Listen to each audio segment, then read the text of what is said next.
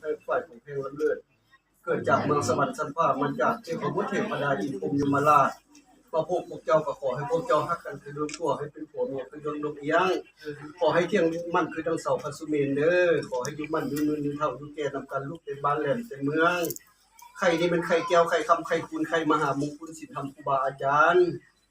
คนได้เสกเป็นใครมหาวิเศษมือขวาปอนใครอายมือซ้ายปอนใครนางกินลงไปหายทุกข์หายโศกหายโรคหายภัยหายพยาธิอาฆาตโรคาต้นปีให้ได้ลูกชายปลายปีให้ได้ลูกหญิงเด้อให้พวกเจ้ามั่งมีให้พวกเจ้าเป็นมหาเศรษฐีมั่งมีสีสุขอยู่มั่นอยู่ยืนอยู่เท่าอยู่แก่นำกันมีแต่เฮงกับเฮงมีแต่รวยกับรวยเด้แต่ว่ามันสอบจริงหามันมาจริงใดเด้อ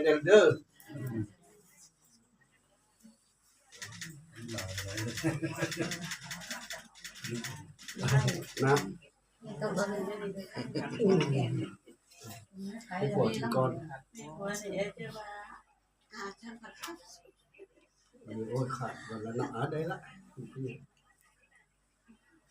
กินเบิดเลยวะ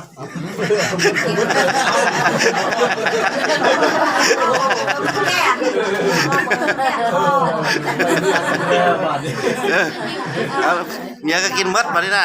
พวกกินมัดแล้วเมียก็กินมัดมาดิน้ำดื่มทีน้ำดื่มเจอแล้วครับไก่ที่มันเป็นเหล้าขาวเพราะว่ากินเพิ่ง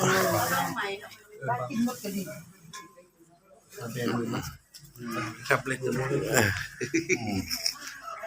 สยันโตปฏิยามบริสัยนานาทิวัตโนเอวังตวังวิสัยวิสัยสุสัยมังคลียปราสิตปรันติสิสิปตวิตุคลียปิสิเกสัพพุทธัง